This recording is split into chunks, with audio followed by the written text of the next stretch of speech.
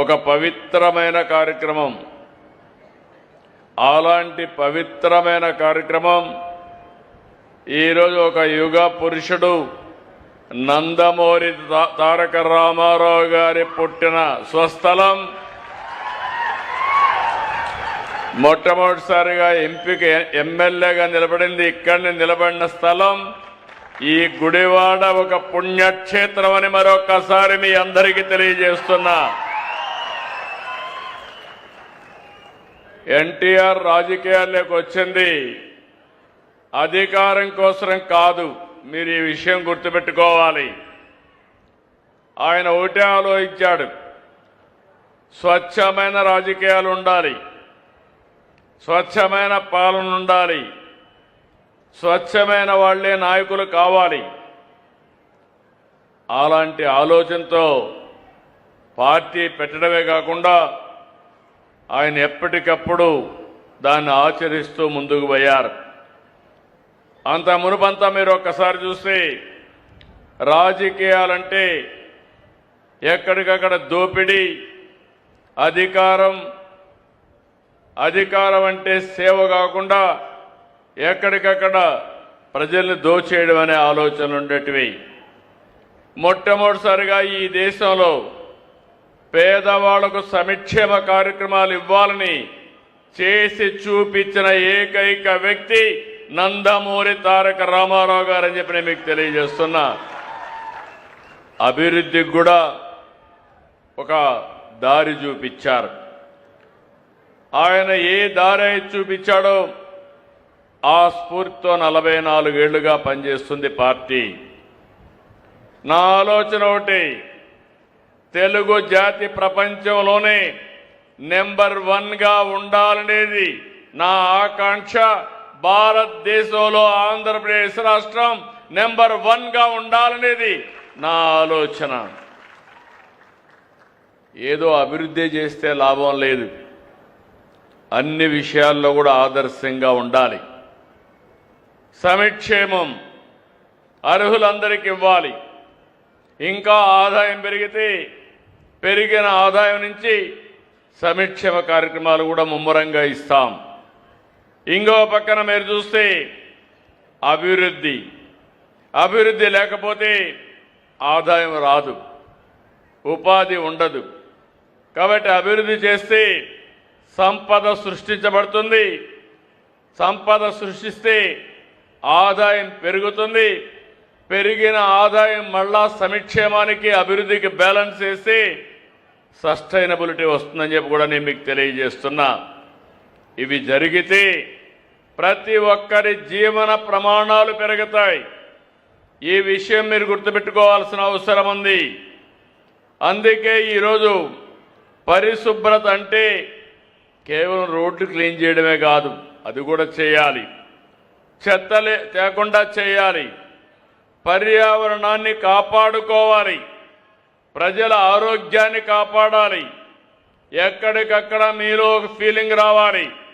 మొన్నటి వరకు చెత్త చెదారం ఉండే సెంటర్ని ఈరోజు బ్రహ్మాండంగా చెట్లు పెట్టి అభివృద్ధి చేసి మార్బలేసి ఐ లవ్ గుడివాడ అని బోర్డు పెట్టారు. అవునా కాదా? మీరందరూ కూడా గుడివాడని లవ్ చేస్తారా లేదా అని అడుగుతున్నా, అభిమానిస్తారా లేదా అని అడుగుతున్నా. అనేవాళ్ళు చేలు పైకెత్తండి, ఐ లవ్ గుడివాడ అనేవాళ్ళు చేలు పైకెత్తండి. అందరూ ఐ లవ్ గుడివాడ అన్నారు. కానీ ఎంతమంది గుడివాడని అభివృద్ధి చేయడానికి పనిచేశారో అది కూడా ఆత్మసాక్షిగా చెప్పాలి. ఎంతమంది పనిచేసే చేతులు పైకెత్తండి. ఇక్కడ తక్కువ చేతులు పైకెత్తాయి.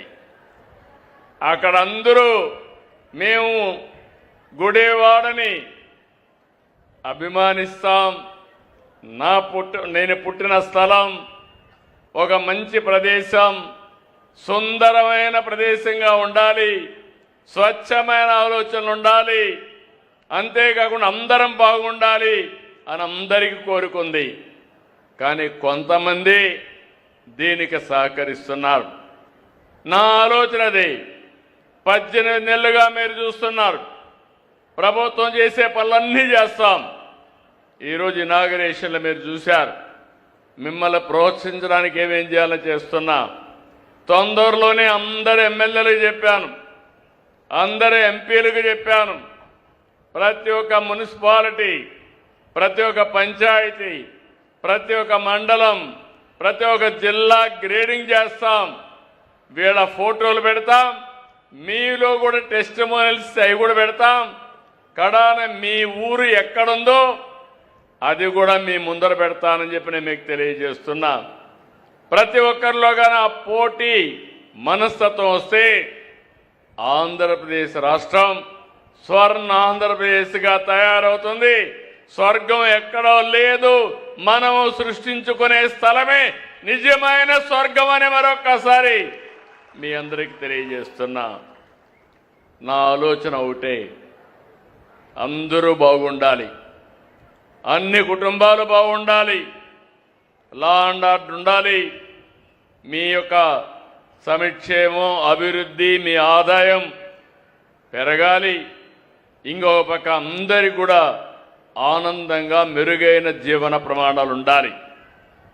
నేను 48 ఏళ్లుగా చూశాను.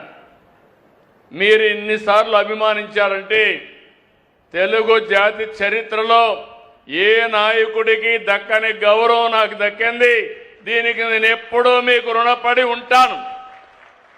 నా ఆలోచన ఒకటే, తెలుగు జాతి భవిష్యత్తుకి నేను రక్షకుడిగా ఉంటా. ఎక్కడా రాజీ పడను, అన్ని విషయాల్లో ముందుంటాను, స్వచ్ఛమైన పాలన ఇస్తాను. ఇంకో పక్క ఎవరైనా అవినీతి చేస్తే ఒకసారి 2 సార్లు చెప్పి సరిచేస్తాం. చెయ్యలేకపోతే అధికారి కానీ లేకపోతే రాజకీయ నాయకుడు కానీ ఎవరైనా శిక్ష తప్పదని మరొకసారి మీ అందరికీ విజ్ఞప్తి చేస్తున్నా. ఇప్పుడే మీరు ఇక్కడ చూశారు, చిన్న బాబు కిట్టి ఇంట్లో ఇచ్చే డబ్బులు దాంట్లో వేసుకొని అది ఒక అలవాటుగా చేసుకునే డబ్బులు నేరుగా ఆ కిట్టి తీసుకొచ్చి ఈరోజు అమరావతి రాజధానికి ఆ డబ్బులు ఇచ్చే పరిస్థితికి వచ్చాడు. స్ఫూర్తిని తల్లిదండ్రులు ఇచ్చారు, కానీ ఇది మహోన్నతమైన స్ఫూర్తి. అమరావతి దేవతల రాజధాని, అమరావతి ప్రజా రాజధాని.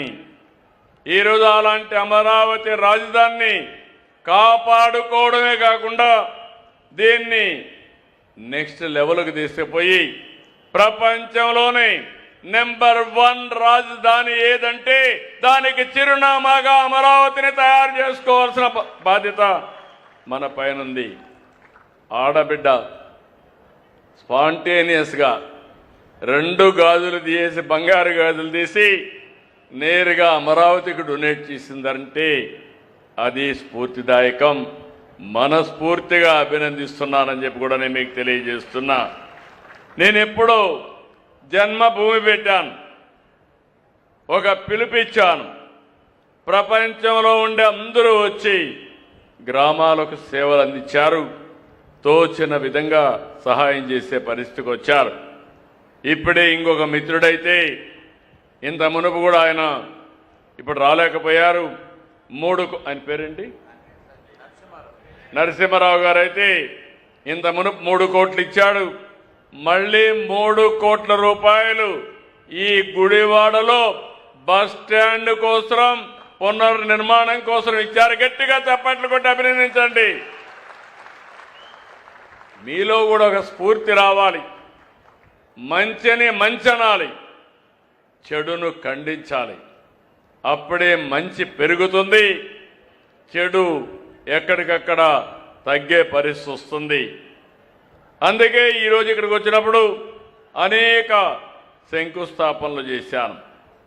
121 పట్టణ స్థానిక సంస్థల్లో అమృత్ 2 కింద, ఏఐఐబి కింద, యుఏడిఎఫ్ 1, యుఏడిఎఫ్ 2 కింద 15,274 కోట్ల రూపాయల వ్యయంతో పట్టణాల్లో పనులన్నీ ప్రారంభించుకోవడానికి శంకుస్థాపనలు చేశాం.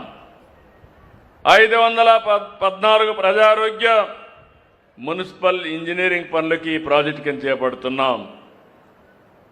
ఎక్కడైతే వేస్ట్ వాటర్ అంతా కూడా శుద్ధి చేయడానికి ఎస్టీపీలు పెట్టడం, ఓవర్ హెడ్ రిజర్వాయర్లు కట్టడం, త్రాగునీటి పరిష్కారం కోసం ఎక్కడికక్కడ పరిశుభ్రమైన పైప్ లైన్లు వేయడం, అండర్ గ్రౌండ్ డ్రైనేజీ పెట్టడం, మురుగు శుద్ధి కేంద్రాలు ఏర్పాటు చేయడం, చెరువులు అభివృద్ధి చేయడం, ఇలాంటి అనేక కార్యక్రమాల్లో ముందుకు పోయాం.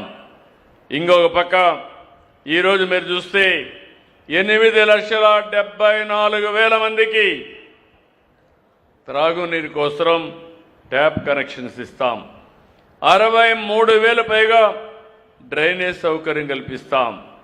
సురక్షితమైన మంచినీరు, మెరుగైన పారిశుద్ధ్యం, ఈ రెంటి కోసం ముందుకు పోతున్నాం.